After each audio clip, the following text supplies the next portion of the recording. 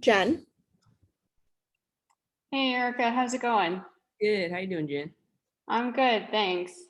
Uh, just to start off, what was the energy like in shoot around this morning? How are you guys feeling going into another game against Indiana? I think we're feeling good. I think we're feeling a bit more focused than maybe what we were in the last shoot around or pre-game. We were coming off a big high from being in New York. So now, we know what we need to do to be better for this game. Wasn't the result we wanted in the first game. So we know we got to lock in more and just be ready for whatever comes tonight. And I noticed that you seemed a little maybe extra fired up after a few of your and ones on Sunday. For you personally, is there any extra motivation that comes with playing Indiana? Yeah, for sure. I mean, you always have some extra motivation. I played here for 3 years, so it's kind of like a second home for me. I don't have the same vendetta story as Tina, but hey, they did let me go, and so I kind of want to show what I have to prove. I mean, I know my 3 years there, I really didn't get a lot of opportunity, a lot of time to really show what I could really do. So coming into that game, I really just wanted to be fired up and just prove, to myself, not only to myself, but to others, how great of a player I am, despite those 3 years that I went through. And then I got to squeeze in one more and then I'll let everybody else jump in. But, I know you guys have to get through tonight with Indiana first, but with Connecticut coming up on Friday, just curious if you've talked to your sister yet about that game or about her team's hot start so far. No trash and talk yet. Surely after this game, I like to take it one game at a time, but surely after this game, we'll be talking with her. I always want the win.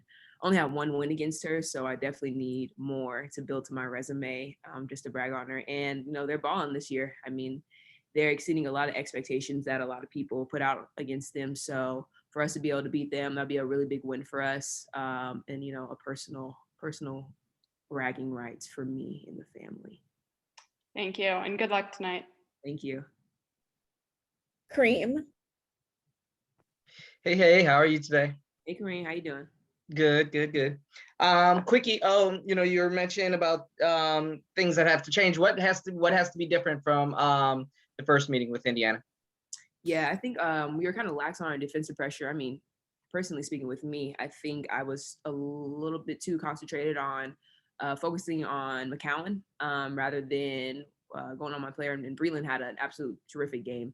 And a lot of that was due to our lack of defensive pressure. So we really have to continue on with that, bring a lot more intensity and aggressiveness when it comes to that. And then offensively, just continue to move the ball. We're still gelling with each other. Maisha just came in, yesterday was her first game back. And so we're all still gelling with each other, trying to figure out who does what and all. So just continue to move the ball and good things will come.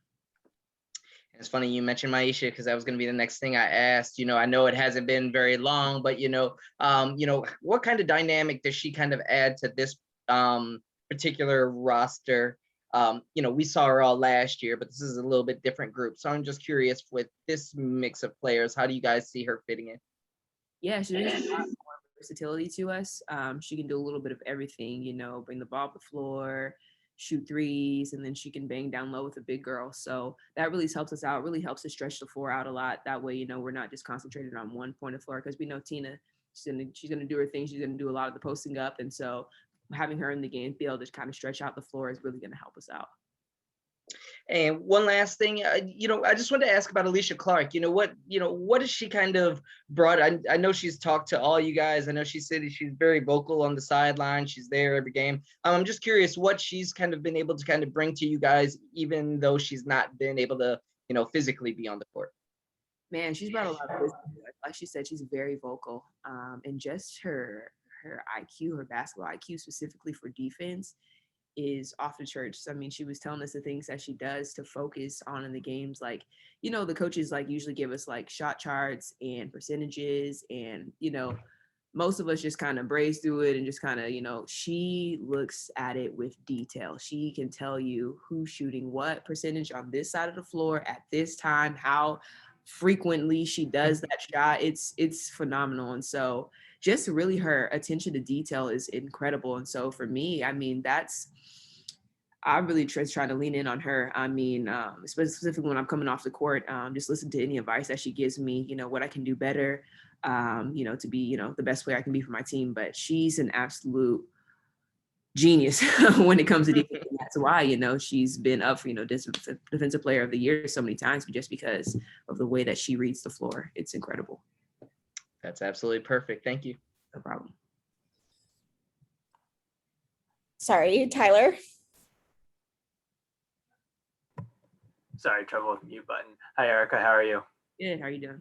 I'm doing good. I have a question with Maisha coming in now. I know Elena still isn't playing. I know she isn't fully practicing with the team either.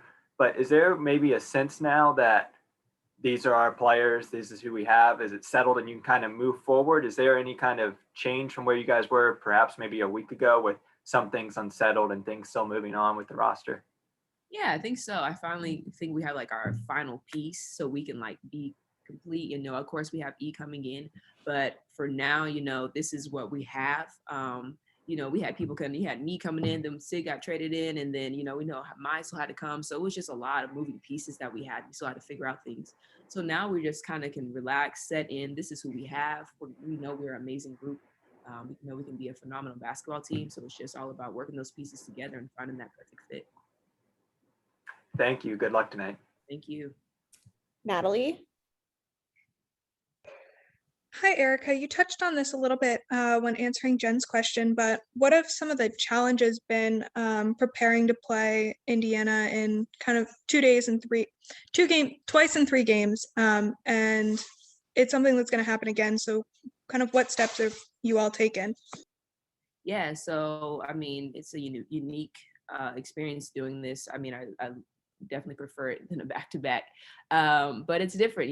You have a game plan coming in, and then you try to execute that, and then after that game, you go back and look at the mistakes you made and just kind of tweak from there. It's like, blessings and curses from it. Of course, we can learn to adjust from what we messed up on. But then again, they just played us too, so they're going to know what we're doing as well. So it's definitely a different challenge, but I think it's really fun. And knowing that probably the second game is just going to be even more competitive just because we just played each other.